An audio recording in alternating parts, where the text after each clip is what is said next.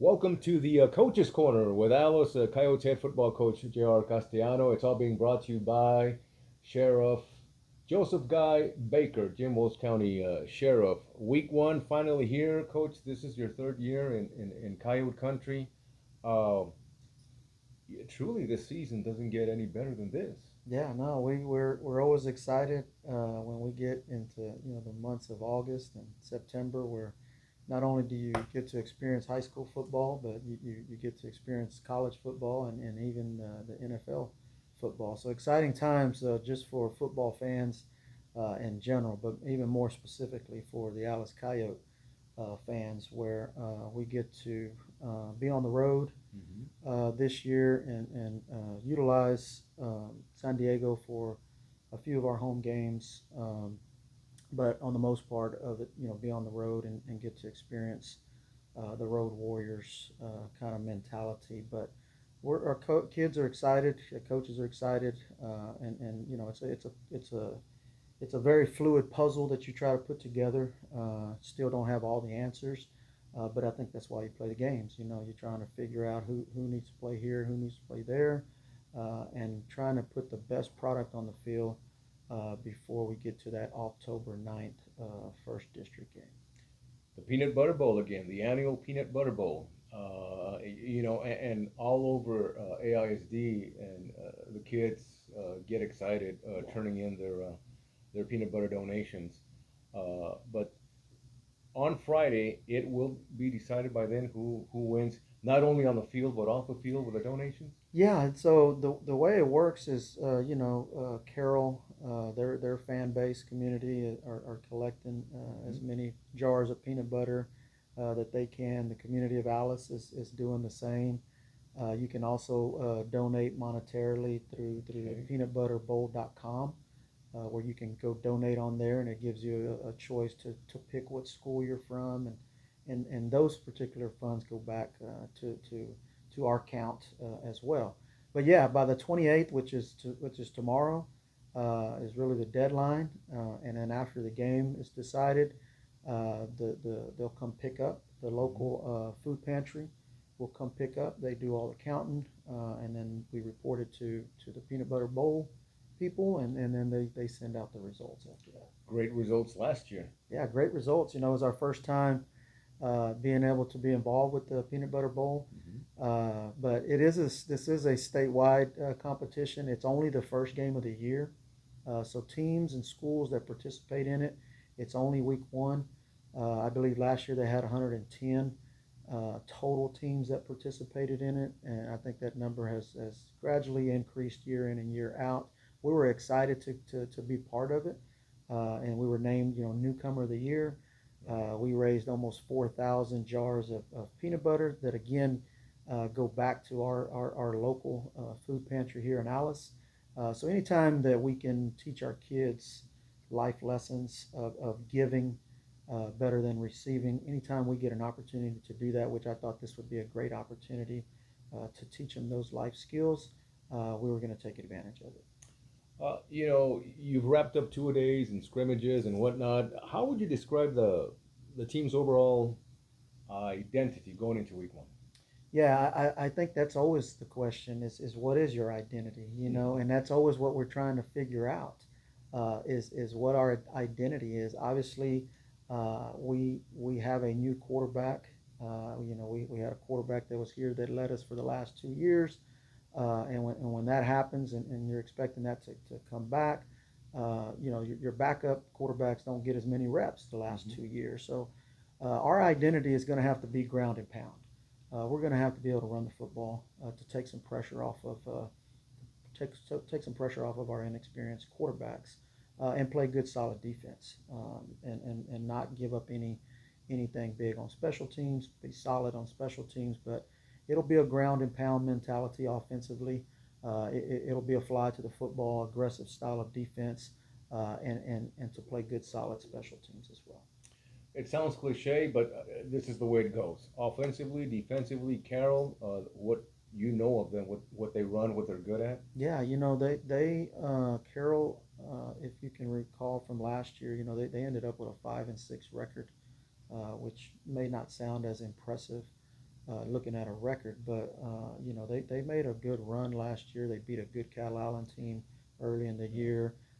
They played Bernie real tough in the first round, and the most impressive part about that is they got a lot of those kids coming back. So they were young last year. So a lot of those kids are coming back. They're returning a whole lot. I think it's definitely a program that's in our area that is up and coming. Got some real good athletes.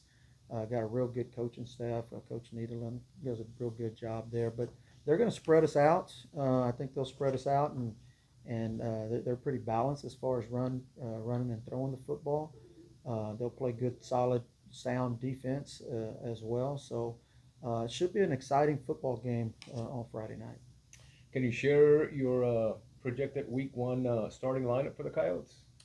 Yeah, so one thing that we've got about 50 varsity players that are on our roster. We've got a total of about 165 that are in our program here at the high school, which is good numbers for us. But out of those 50, when you have big numbers like that, it allows you to not have to carry over so many kids on offense and defense. It Mm-hmm. allows you to what we call two platoon. So that has been something that we've been working on is having kids that just play offensive football and have kids that just play defense. Do we have some crossovers? Yeah, we do have some crossovers, but for the majority, we do have an offensive group of kids and we do have a defensive group of kids. So on offense, starting with our center is a sophomore, Jacob Ramirez, big size kid, is going to do real good for us there. At one of our guards, Louis Villarreal, a junior. The other guard, Tyler Rosales, that's going to be one of our seniors at tackles. You got, big Michael Martin is at one of our tackles, and then Victor Carriaga is at the other tackle. At our running backs, they'll share the duties of Ryder Salais and Roel Gonzalez. Roel was injured last year. I think he broke his collarbone in the Cal Allen game. So early in the year, he got injured. So Ryder Salais carried a lot of the load at running back last year. But those two kids will split reps this year at running back. At wideout, you got Maddox Carrillo out there.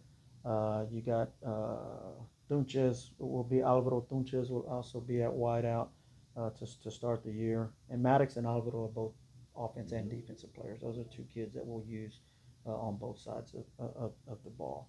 The quarterback position, we went into it where Gilbert Trevino and JT Gonzalez were really battling it out through all the spring and even some of the scrimmages here. We're going to start JT this week, but Gilbert's not too far behind. They'll both still see reps until one of them can distance themselves away from the other. But again, we don't want to throw those kids in any kind of pressure situations. We're going to lean on our offensive line and our run game to hopefully alleviate some of the pressure off of those inexperienced quarterbacks. That was $1 million question right there. Yeah. That so many folks, the community and so forth, wanted to know. Those two, what qualities does JT Gilbert do they bring to the Yeah. offense?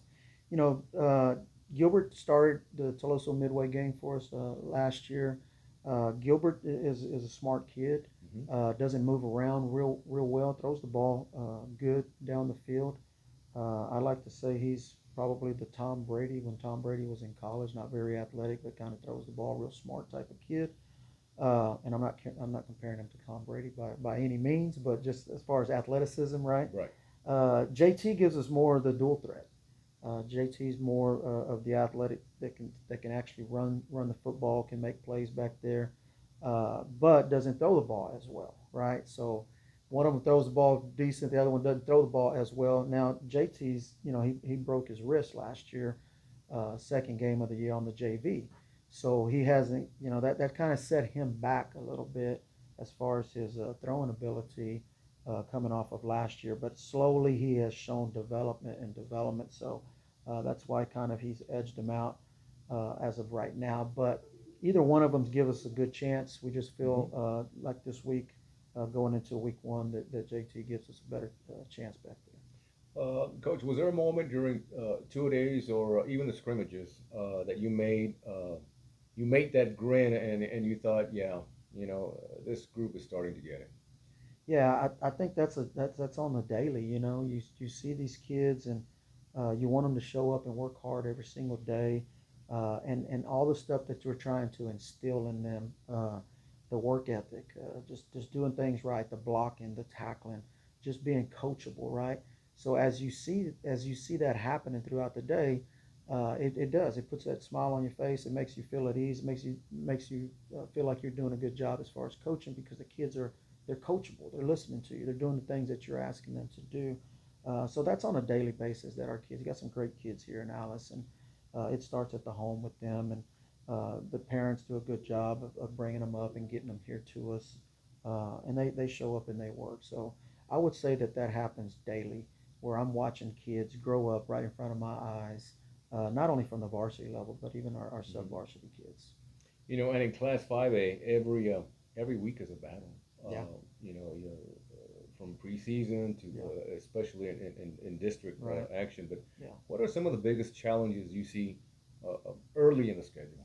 Yeah, and I think just being able to withstand a schedule of Carroll, Cal Allen, Sinton, Gregory Portland, you know, Toloso Midway, even La Jolla, being able to continue to climb as a team, stay healthy. Obviously, it is football, so we Yeah. know we're going to have some injuries here and there as part of the game, but being able to continue to get better as a team before that district ball game October 9th. And tickets, three home games, Vaquero Stadium in San Diego. Tickets are first come first serve basis. There's no reserved and Yeah, so what we did this year with our tickets, is all the reserve seats that were here at the old Memorial hmm Stadium. Those people got first dibs to be able to claim those seats okay, again this year. Now, obviously, when they go to San Diego, they're not the same seats there, so it is. They will be able to use those tickets, but it is general. I mean, it is general admission right. over there as far as seating. But tickets are live now on hometown ticketing hmm You go on there and search Alice Coyotes on there, and you can still buy tickets for the home side. Carroll Tigers, their link is live as well to buy visiting tickets there. One thing is we will not accept any passes Okay. to our home games, and that's hmm only to our varsity home football games, just because of the capacity issues that we're foreseeing possibly happening. And the reason that being is because now we're putting our band and our strutters will now sit on the same Right. side there in San Diego, so that's increasing the amount of seats that we have on that side. So, but yeah, tickets are live now. Go on and get those, and it also saves those reserve tickets for you next year, moving into the new stadium. Peanut Butter Bowl in San Diego Friday kickoff 7:30 at Vaquero Stadium. Alice and Carroll week one season opener, home season opener for the Coyotes. So just head on out there, show your support for the Coyotes, and coach. This day couldn't get here soon enough. No, not for sure. You were getting withdrawals as Yeah, well. yeah, no, yeah, definitely. We're definitely excited. I really got lost track of what day we are this week because of all the excitement. But our kids are fired up. I'm sure the community is as well. We'd like to invite everybody out to San Diego. We know it's not a home game here to say as far as being here in Alice, but we are using that as our home field. So we'd like to invite everybody out on Friday night football. The kickoff is at 7:30 versus the Carroll Tigers. If you haven't got your tickets yet, they'll be on sale till noon on Friday for Good. $6. And if you don't get them before noon, you can purchase them after that, but they will be $8 at the gate there in San Diego. Make it out to the game and pack the stands and just shout your lungs out for these kids in orange and white. It's week one of high school football. And we'll see you there. This is Jim Wells County Sheriff Joseph Guy Baker. I'd like to take a minute to wish Coach J.R. Castellano and the Alice Coyotes a successful and safe football season. Win big and make a deep run this year. The discipline, teamwork, and leadership you display on the field inspire pride throughout our community. These values not only lead to success on the scoreboard, but they also build character, responsibility, and lifelong bonds. I'd also like to say good luck to all of our Jim Wells County football teams. Play hard, play smart, and represent this county with pride.